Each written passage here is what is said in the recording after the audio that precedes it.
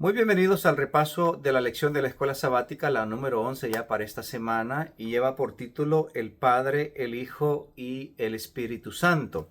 El texto de memoria lo encontramos en el Evangelio de San Juan, capítulo 14, versículo 26.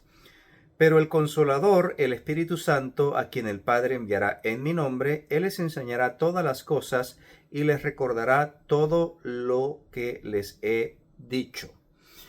Aquí nuevamente encontramos uno de tantos textos donde aparece tanto la persona del Padre como el Hijo y el Espíritu Santo. El Señor Jesucristo dijo que el Padre enviaría al Espíritu Santo en su nombre y que cuando Él viniese, Él nos enseñaría todas las cosas. Cuando nosotros hablamos del Padre, del Hijo y del Espíritu Santo, estamos hablando de lo que se conoce como la deidad.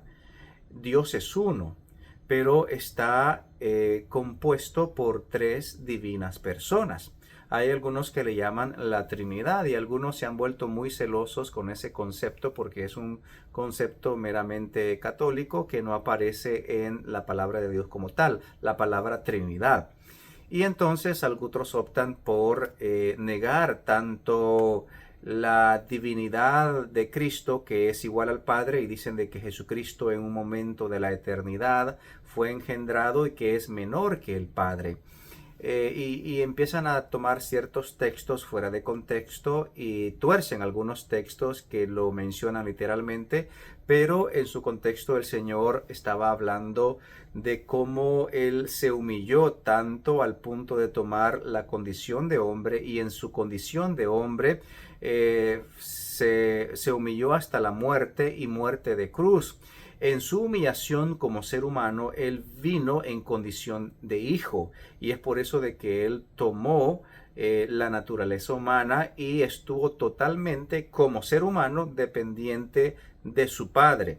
Y es en la humillación de Cristo de que muchos erran al considerar de que en un momento de la eternidad, porque Él se le conoce como el Hijo de Dios, que el Señor Jesucristo fue engendrado. Bueno, cuando nos metemos en esos temas controversiales, estamos nosotros aventurándonos en un terreno movedizo, en un terreno peligroso, porque la Escritura dice claramente que las cosas secretas pertenecen a Dios, pero las reveladas son para nosotros y para nuestros hijos para siempre. En otras palabras, si nosotros con nuestra mente limitada no podemos llegar a comprender la gran mayoría de las cosas que el Señor ha creado, empezando por nuestro propio cuerpo, ¿cómo es posible que nosotros podamos pretender que podemos tener un concepto claro de la deidad?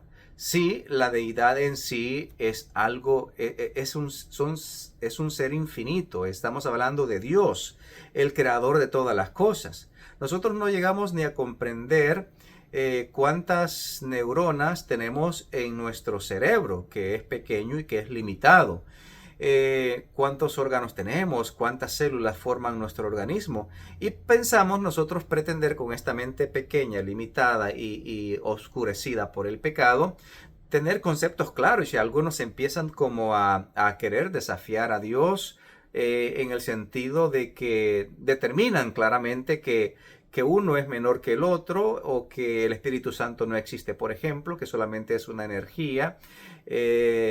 Y hay diferentes denominaciones que tienen diferentes ideologías o teologías con respecto al tema de la deidad.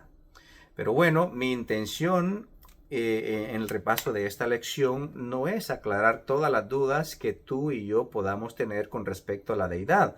Por ejemplo, un hermano mío me preguntaba una pregunta muy seria y me dice, bueno, si todos nosotros hemos nacido de alguien, entonces, ¿quién creó a Dios? Y es ahí donde nosotros queremos nosotros comprender la existencia de un Dios coeterno manifestado en tres divinas personas con las experiencias que nosotros conocemos, porque nosotros tuvimos un principio, tenemos un fin, tenemos un inicio y tenemos progenitores, y consideramos entonces cómo es posible de que Dios exista para siempre y desde siempre y por siempre.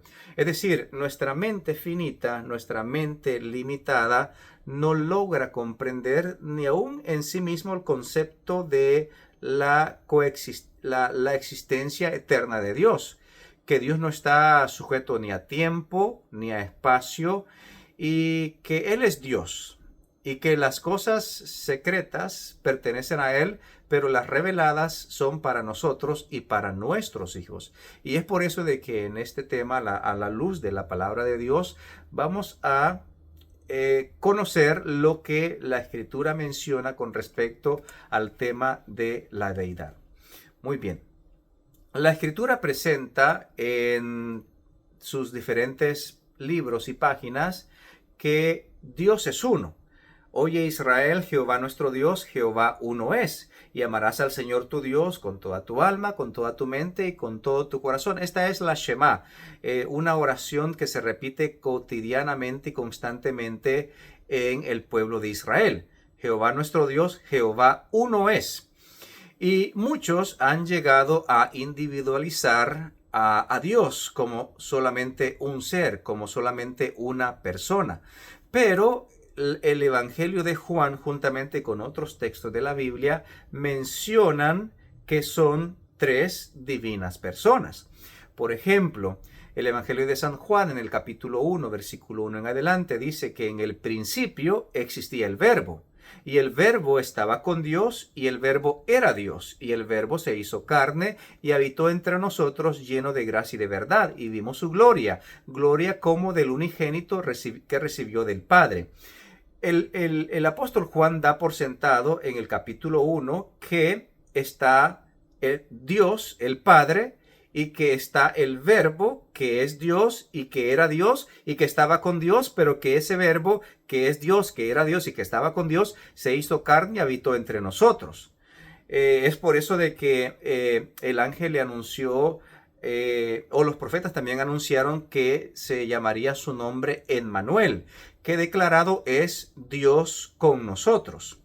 Es por eso que también el Evangelio de San Juan, que inicia con los orígenes en el principio, en el libro de Génesis, que es un paralelo del capítulo 1 de Génesis con el capítulo 1 de San Juan, encontramos en el versículo 1 en adelante que dice que en el principio creó Dios los cielos y la tierra estaba desordenada y vacía, y el Espíritu de Dios se movía sobre la faz de las aguas. Entonces, haciendo una unión del capítulo 1 de San Juan, los primeros versículos, con el capítulo 1 de Génesis, los primeros versículos, encontramos que en el principio estaba Dios, existía el Verbo, y el Verbo estaba con Dios, y el Verbo era Dios, y que también en el principio todas las cosas fueron creadas por Dios, y que el Espíritu de Dios, que también es Dios, se movía sobre la faz de las aguas. Por ejemplo, cuando el Señor Jesucristo le dijo a la mujer samaritana, Dios es espíritu, y los que le adoran deben de adorarle en espíritu y en verdad. Pero a lo que la palabra de Dios, que el mismo Señor Jesucristo lo dice con sus propias palabras, que Dios es espíritu, muchos dicen de que el Espíritu Santo no existe, que el Espíritu Santo nomás es una energía, pero que no es una persona, que no es un ser. Cuando la misma Escritura dice claramente que el Espíritu Santo intercede por nosotros con gemidos indecibles, que Él clama y Él dice, Abba, Padre, Él clama por nosotros, y que Él nos enseñará todas las cosas. El Señor Jesucristo dio por sentado que cualquier blasfemia en contra del Hijo del Hombre le sería perdonada a los seres humanos, pero la blasfemia en contra del Espíritu Santo no le sería perdonada. ¿Y qué es una blasfemia? Bueno, una blasfemia es ponerse una prerrogativa que solamente le corresponde a Dios, o rebajar las prerrogativas de Dios como alguien que no fuera Dios. Por ejemplo, estas palabras fueron dichas en el contexto de cuando los fariseos dijeron de que el Señor sacaba a los demonios por el espíritu de Belcebú. Y entonces el Señor les aclaró de que Él no sacaba a los demonios con el espíritu de Belcebú, sino que Él sacaba a los demonios por medio del poder del Espíritu Santo. Y es ahí donde estaba la blasfemia, es decir, los escribas y los fariseos estaban blasfemando contra la agencia más poderosa del universo, que es encargada de convencer al ser humano de pecado, de justicia y de juicio. Por eso el Señor Jesucristo dijo que cuando venga el Espíritu Santo, Él convencerá al mundo de pecado, de justicia y de juicio. Y Él es el encargado de conducirnos y de guiarnos a la verdad. ¿Y quién es la verdad? Bueno, la verdad es el Padre, la verdad es el Hijo, la verdad es el mismo Espíritu, la verdad es su palabra y la verdad son sus mandamientos. Y cuando los escribas y fariseos estaban diciendo de que el Señor sacaba a los demonios por el espíritu de Belcebú, estaban blasfemando en contra de un ser que es conocido con el nombre del Espíritu Santo. Muy bien. La Escritura también dice de que nuestro cuerpo es templo y morada del Espíritu Santo, que está en nosotros, que no nos pertenecemos a nosotros mismos, sino que le pertenecemos a Dios y que somos de Él. Y que cualquiera que destruya este cuerpo, que es el templo del Espíritu Santo, Dios lo destruirá a Él, porque el templo que es nuestro cuerpo le pertenece a Dios y es un templo santo. Muy bien. Cuando, por ejemplo, el Señor Jesucristo fue bautizado y Él descendió del agua, dice que se escuchó una voz que habló desde los cielos y dijo: este es mi Hijo amado en quien tengo complacencia. Y el Espíritu Santo descendió en forma de paloma y se posó en la persona de nuestro Señor Jesucristo. Notamos de que el Padre, el Hijo y el Espíritu Santo estaban unidos en la creación, estaban unidos en el bautismo, estuvieron unidos en el momento de la resurrección de Cristo, porque la Escritura dice de que el Padre, quien resucitó a su Hijo, pero también otros textos dicen de que Dios nos resucitará por medio del Espíritu con el cual también resucitó a Cristo. Y notamos esta comunión, esta unión singular entre el Padre, el Hijo y el Espíritu Santo. Es por eso de que la Escritura dice que cuando Dios dijo: hagamos al hombre a nuestra imagen, conforme a nuestra semejanza, estaban hablando de esa singularidad, unidad, tanto del Padre como del Hijo y del Espíritu Santo. Bueno, es por eso de que nosotros debemos de aceptar en la palabra de Dios lo que está clara con respecto a lo que se ha revelado acerca de la deidad. La Escritura dice de que los cielos cuentan la gloria de Dios y el firmamento anuncia la obra de sus manos. Un día emite sabiduría a otro día y una noche declara inteligencia a otra noche. Es decir, por medio del segundo libro de Dios, que es la creación de Dios, la naturaleza nos testifica de ese Dios majestuoso, glorioso, que está sentado en un trono sublime y que es inalcanzable en sabiduría, en poder, en majestad, en gloria.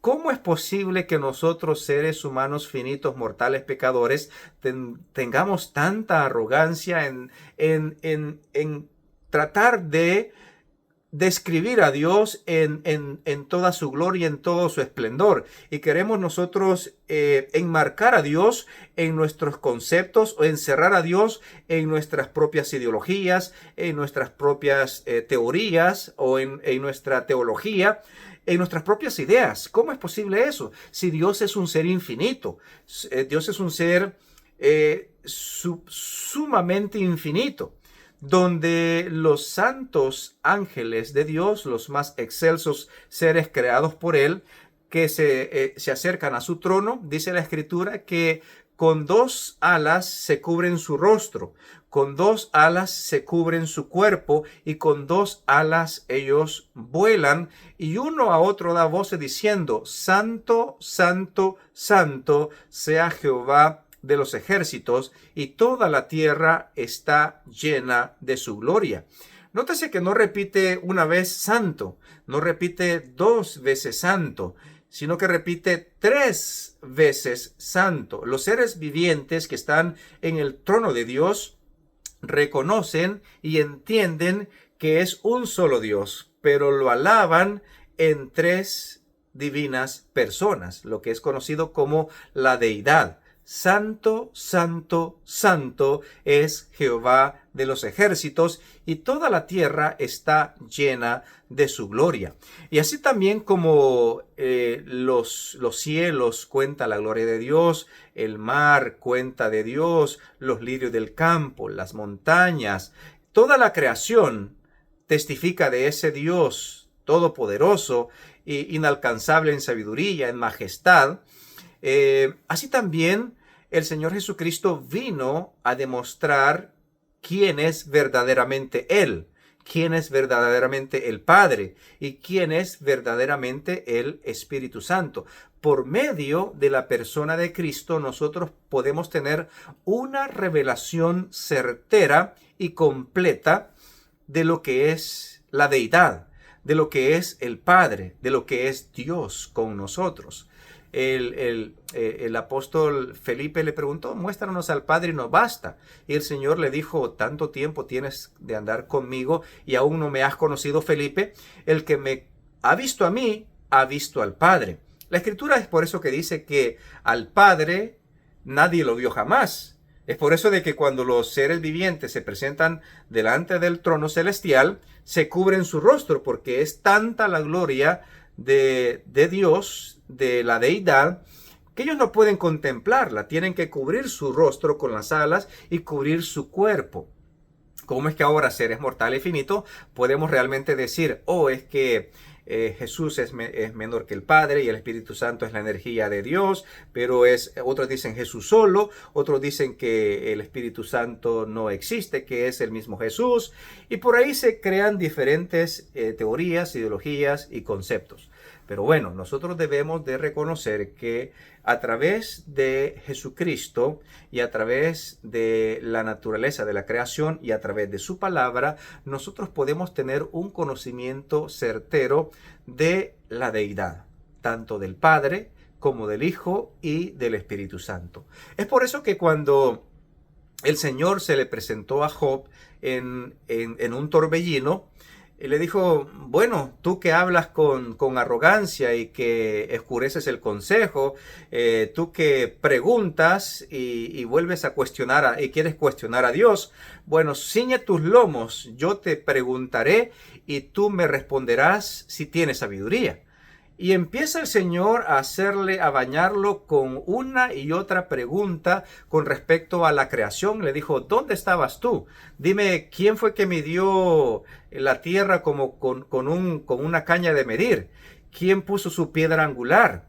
¿Conoces tú el límite de los mares? ¿Tú conoces su profundidad? Dime cuánto miden los mares si tú lo sabes.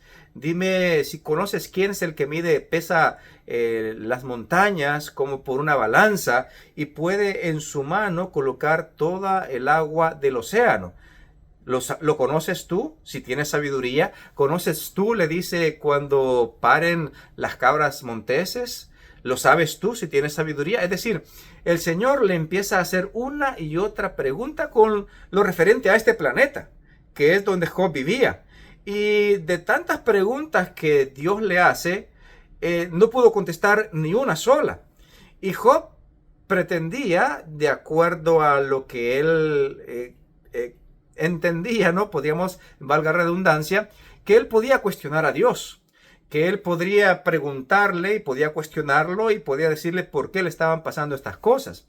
Pero cuando él comprendió la grandeza de Dios, la majestad de Dios, por medio de las obras que son hechas, por medio de la creación que es hecha, él pudo comprender aún más a un Dios infinito en poder, infinito en sabiduría, infinito en majestad, infinito en justicia, infinito en amor, infinito en misericordia. Y él dijo, una vez hablé, pero ahora me tapo mi boca. Otra vez hablé, pero ahora de oídas te había oído, pero ahora mis ojos te ven. Y dice él, no puedo expresar nada porque yo soy polvo y me humillo delante de un Dios soberano, poderoso, que está al control de todo el universo. Nuevamente aquí la lección. Si nosotros no podemos comprender aún las cosas que son hechas en este mundo terrenal que es finito también, ¿cómo nosotros podremos comprender la Vía Láctea? Hay algunos que apenas están intentando llegar a la Luna y a Marte y quieren llegar al planeta más cercano de la Tierra, pero somos tan limitados y a la misma vez tan arrogantes que nosotros pretendemos encajar a Dios en nuestros conceptos y en nuestras ideologías. Pero nuevamente Dios en su misericordia, en su amor y en su bondad nos ha dejado su santa palabra. Nos ha dejado el testimonio de Jesucristo para que por medio de las cosas que son hechas, por medio de la palabra de Dios y por medio del testimonio de Cristo que está revelado en las Santas Escrituras, podamos nosotros reconocer que tenemos un Dios que nos ama. Un Dios que fue capaz de entregar a su propio Hijo por amor a todos nosotros. Y ahora que su Hijo ascendió a los cielos y se sentó a la diestra de la majestad de las alturas, ha enviado al Espíritu Santo para que esté con nosotros y para que nos guíe a toda la verdad. ¿Dónde huiré de tu presencia?, preguntó el salmista. ¿A dónde me esconderé de ti? Si subo ¿a dónde me esconderé de tu espíritu?, pregunta el salmista. Si subo a los cielos, ahí estás tú. Si bajo a lo profundo de la tierra, ahí estás tú. Si tomara las alas del águila y me trasladase al otro lado del mar, aún ahí me guiará tu diestra y me seguirá tu justicia. Es decir, nosotros no podemos escondernos de la presencia de Dios, y aclara que no podemos escondernos de su espíritu. Está hablando tanto del Padre como del Hijo y como del Espíritu Santo. Dios uno es. Oye Jehová, oye Israel, Jehová vuestro Dios, Jehová uno es. Y amarás al Señor tu Dios con toda tu alma, con todo tu corazón y con toda tu mente. Y amarás al Señor tu Dios con todas tus fuerzas.